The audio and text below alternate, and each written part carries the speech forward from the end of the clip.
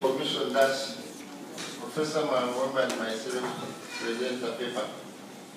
So, Professor Tibu, you are going to tell us harnessing the global treasure trove of knowledge, transformers of culture, and agribusiness in East Africa.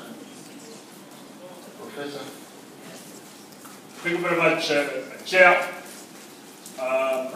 Ladies and gentlemen, I've already been introduced, but I'd like to indulge the Chair a bit to just say a few things about Claymore Trust before I start. First of all, I'd like to say that Professor Kibi was introduced yesterday, as on Monday, as the founding chairperson of Wasareka. Professor Kibi, I'm proud to say, is currently the chairman of Claymore Trust.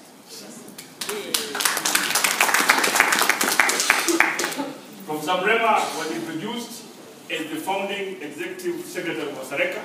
I'm proud to say that Professor Mrema is now member of the board of Claymore Trust.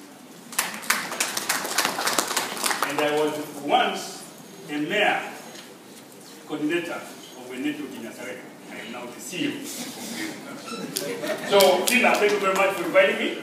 I'm very pleased to come back home and to really be able to present today some of the ideas that we're developing in Claymore Trust. I noted that in the current newsletter of Wasareka, I'm sitting in a group photograph that says Wasareka staff, so I'm still an Wasareka staff. Thank you very much for that. Now, my paper this morning is to say, are we really using knowledge that is around the world?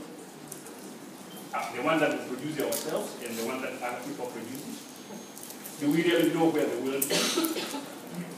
Now, at the moment, there's something called 3D printing.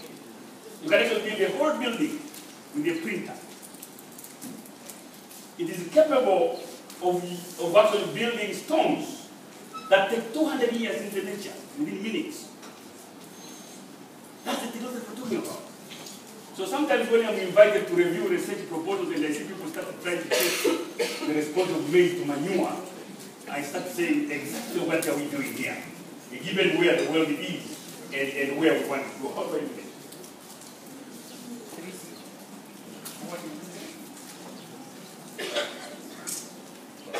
So today I have a dream, like Martin Luther King said 50 years ago. I have a dream that we can actually learn and use what is already available more seriously and progress. Now, last month, as the chairman said, we had a similar meeting in Kampala, talking about the same issue, talking about transformation of agriculture in the EAC. And the conclusion, which I'm going to present, was really there is a need to transform farming. And our chairman, Professor Kibi, presented the vision of his journey to 2063. And he gave us this very good example of this is the farmer we are working for. I'm going to extend this point. Okay. This is the farmer we've been working for. Guys, do you know how much money we use as a CGIR, as a national research systems, as an extension system? How many millions do we use? And this is the person we're working with. This lady has retired after 50 years of working as a smallholder farmer. Look at the way she looks. Can we really justify the money we are spending on behalf of her? And that's why she's remaining? So this discussion about transformation is a serious business. And we really need to engage ourselves and make sure that we actually move forward. Now, the biggest culprit is the handwork. That's the biggest culprit. This is how we used to farm with slaves in the 18th century, and this is how we are farming now as free people in the 21st century. Now, the Minister of Agriculture from one was complaining that farmers spend only 2 hours in the farm. Certainly, if you're farming like that, you are not able to spend 8 hours in the farm. You'll go home very quickly. Because look at that handle. And this is the person we write proposals using this guy's name to get money. As CGIR, as Wasareka, as Coraf, as Claymore Trust, we write money on his name and we get big millions. And he's still there. So when you look at the national system, actually we've done very well in other areas. We've done very well in other areas. our main problem is this thing called handball. Actually, I'm proposing that any continued use of handball should be considered a crime against humanity. If you write a project, you get $200,000, and the farmers you're working with, they're using handball like this, then you're actually committing a crime against humanity. You should not be allowed to do that. Now, if you don't get rid of this thing, it doesn't matter what else you do. Because why do I say that? The main reason is that Burchara, I took this one of your leaflets to give me. We are now concurrently living in the 11th and 21st century. This farmer, I took it from here to pamphlet, is using mobile telephones to send money. But look at the handphone. 11th century, 21st century. The same person. How did this farmer get here on mobile telephone and remain here? In terms of the tool that we use, the main tool that we use for agriculture. And there is no research, there is no fire for mobile telephone, there is no Asareka for mobile telephone, there is no NAC for mobile telephone. How did she get there? And with all the money that we're spending on having house, how does she remain there? Look at this guy. This is a photograph he took in the northwest Uganda. This guy is the rich. This communication tower is the same as you see in the Silicon Valley in California. The same design, no difference. If you go to California, the communication tower looks like this. If you go to northwestern Uganda, the communication tower looks like that. But look at the houses and the storage crypts for storing grain. 11th century. We are working, and we've been working on those things. We've got paper. We launched 3 books yesterday. What happens to those books? And why are these people still there? Saying Slim Wemby, Slim Nahidi were in Nats for many years. These guys are still here. This is why they're storing their grain. And we say that we can feed ourselves. How do we do that? But the reason I'm fighting and I'm saying we need to really talk about the handball as our enemy is we have actually done well. Our science is good. We've got the East African developed varieties that are used all over the world. And people are making money out of it. Science done by East Africa. In East Africa is a place where maize under normal farming condition has yielded the highest yield per hectare in East Africa, in the Rift Valley of Kenya. So we have got good science in agronomy. We've also done well in milling, for example. All the milling in East Africa is mechanized. But there's nothing to mill. The largest mills in Uganda for milling rice, they hardly use 25% of their capacity because they depend on him to get the rice, the paddy to mill. So how do you put a 21st century milling plant to mill rice that is coming from 11th century technology? Of course, you are not going to win the rice to mill. So they sit there and say, we're not going to win the rice to mill. So when you look at the PhD, Professor Kibi got his PhD in 1966. Many of you were not born. Many of you were not born. We got agriculture has got the highest number of PhDs in East Africa of any science and engineering field. And we've got this PhD for so many years. And most importantly, as I've already said, we've got huge international regional exchange system. But why is it nothing happening to this guy? That one, if you don't answer that question, we can do a lot of other things and really. And by the way, why are we on the technology cutting edge when it comes to cars? This is a new Toyota Land Cruiser. It is costing $78,500. They just been announced by Toyota. And I'm sure all the directors of research will be buying one like this in the next budget round. Okay, now, I mean, if this money was put to actually bring technology that can be used to improve farming, to improve processing, how far will we go? Do we really need to drive in a $78,000 car to go to the office in Kampala? Do you need that? But that's what we do. And this is our cities. So how does this technology come in? And there is no research system, there is no extension system. It comes in. And we adapt it and we use it. And we change it every year. Every new model from Toyota to buy it. Right? So the only problem, of course, is that we're not learning how to make this. And that's what I'm talking about. We want to use these cars, yes, but we need to now learn how to make them ourselves. That's the only way to change such a technology. The most important thing is that, and I'm going to continue hammering this point, we cannot transform agriculture unless we transform and mechanize farming. It will never happen because we have mechanized everything except farming. Now this is an example of where This is when somebody is watering his garden using a watering can. He's using 2,500 hours per year, hours per hectare per year to harvest. Then we got a technology that uses millions of dollars, moving him from here to something called a pump. A very stupid technology. The only thing that they reduced it from 2,500, 2,700 to 2,500. You cannot reduce poverty by doing things like those. And we put a huge amount of money on those things. But if you move this guy from this to motorized pump, very simple pump, not even very complicated, you reduce it tremendously. The hours required to irrigate a hectare from 2,700 hours per hectare per year down to only 300 hours per hectare per year. Then you reduce poverty. Because we increase the productivity of this person's labor to the extent now that instead of using 2,700 hours to irrigate 1 hectare, he only uses 300 hours, and then he can go into other things of development, and so on and so on. Okay, increase the hectareage, and so on and so on. And this is a very small technology. Moving somebody from a watering can up to a motorized pump is not that difficult. So, we really need to change and do what they call research as an use. Focus more on a systematic, organizationally specific process for acquiring. You don't have to do an experiment to acquire technology. If it is available, acquire it. Don't start a new experiment of manure, maize response to manure. We don't need it. Just acquire it. And if possible, steal it.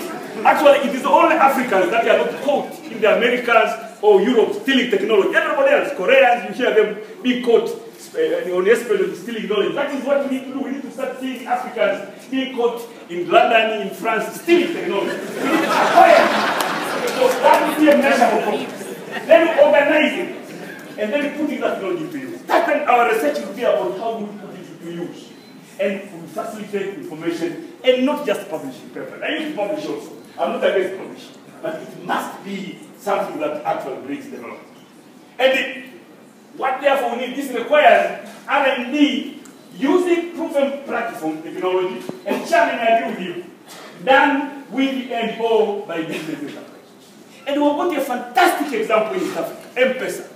M-Pesa was actually a research project funded by DFID. But it was given not to me as a professor in Sokoine, it was given to Safaricom, a private company. If that project was given to me, I would have written a book, but I was still writing other proposals of modifying the M-Pesa.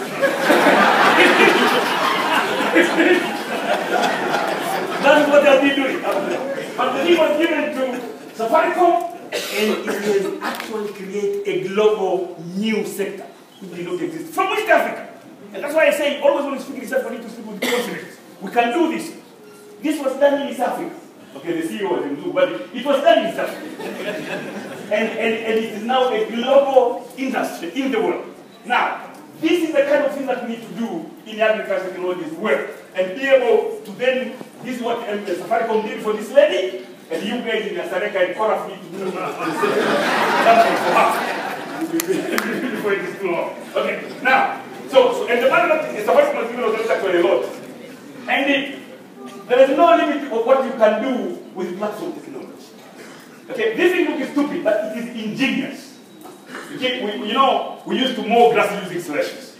And I remember nobody would use a slasher. We used to bring prisoners to mow grasses in Sokoine. You remember they used to come prisoners. Because using a slasher, nobody was doing that. So now, people have modified a small engine. This engine has been reduced to a small engine. You put it on this, and even ladies now are going around doing this. It is employing the youth. You can take it in Matatu or in Daladala, if you're in Dar or a taxi in Kampala. You can put it on a bicycle, and you go around. And it is a huge. And the discovery here is to reduce the size of this engine, and now you can change it into using a motor.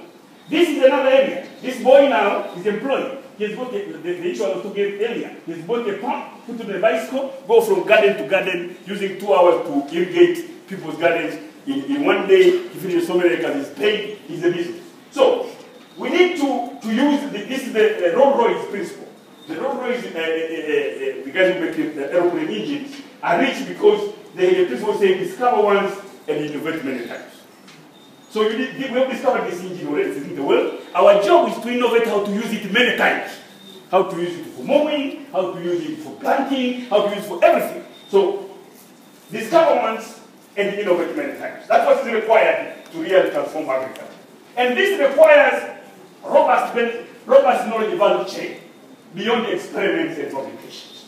And it needs to start with a commitment which has already ahead of wealth creation. And then actually going down, and you can see I put the word red outside. As I said, it's no longer research, it's searching.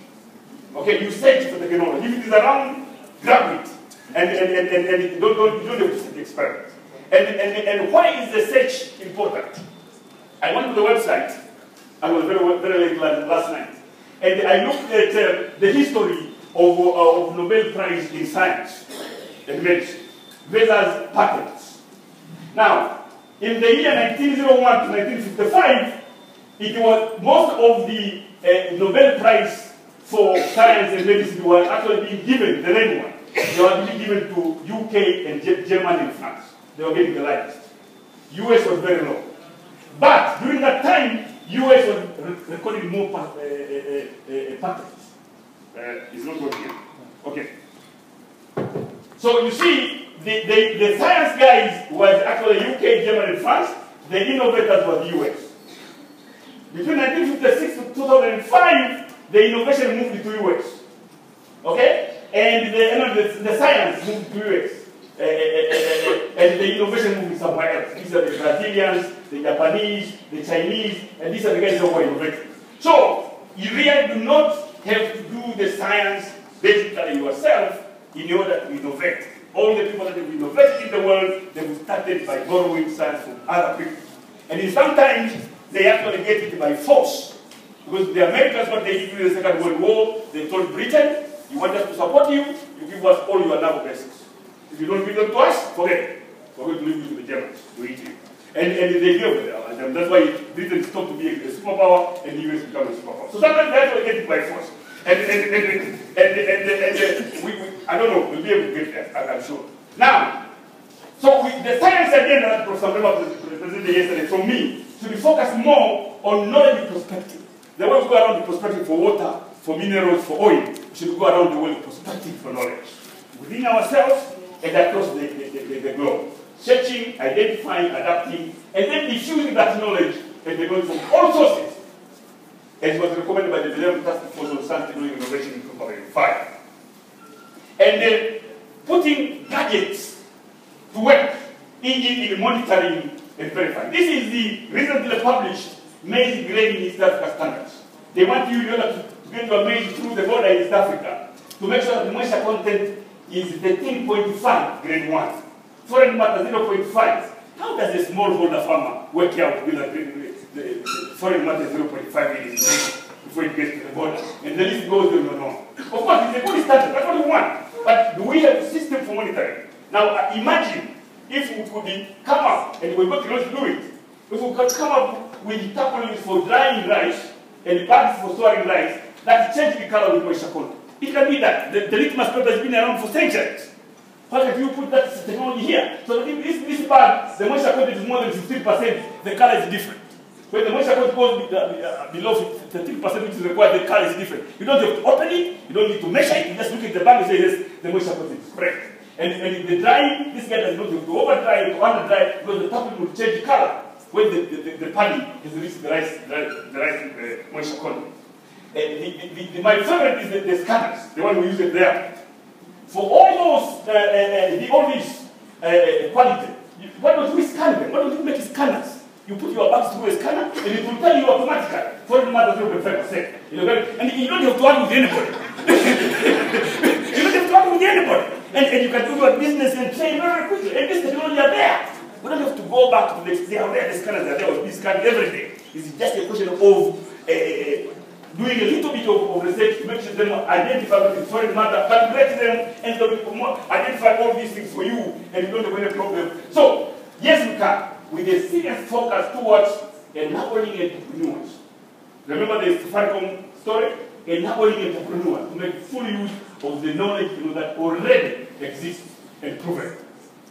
We need to increase our ability of entrepreneurs to actually innovate by supporting us, researchers, to join serious enterprises to work with the entrepreneur in research. Because basically, it is actually business enterprise innovation within that. We can do a lot of science in our labs and statistics, but innovation happens in business. That's where innovation happens. So we need to do that. Yes, I still have a dream, and I want to close that. And by saying that, it is the only way, if we don't do this kind of adaptation of technology, it is the only way that we can quickly transform from this to this. This is the vision of my chairman, Professor Kibi, where we few professional farmers who choose to farm with the business. Not with the faith. They got formal training in farming. They use high-level mechanization, producing almost entirely for the market, and create on and off-farm jobs. Finally, we have to pay for it ourselves. Because there is no way anybody is going to pay for your science agenda. As long as if we are planning to steal the money from them, they are not going to pay for it. So we have to pay for it ourselves. If we don't pay for it ourselves, we are not serious. And there is a huge amount of money that we can use immediately to pay for this. It is called public procurement. All nations in the world develop technology through public procurement. The Airbus is a leading plane maker in the world now. It is only because the company was being given military orders by the Europeans. That's how that technology was developed. Public procurement is what is keeping Boeing going. If the US government was not ordering planes from Boeing, Boeing will collapse tomorrow. It will not innovate. So if you go to India, the same thing. Public procurement is being used to spend money of the public to procure things from our own companies so that they can develop. Look at this room. Nothing comes from East Africa. These tables are made from Indonesia, these chairs are made from somewhere, and so on and so on. And we're here paying public money to use them. So we'll never develop. And so this is the biggest source of money, is to direct our public procurement to supporting our companies, to allow them to borrow technologies, and then to innovate. That's where the money will come from. And you cannot expect that we get that money from anywhere. I think that's all. Thank you very much for that.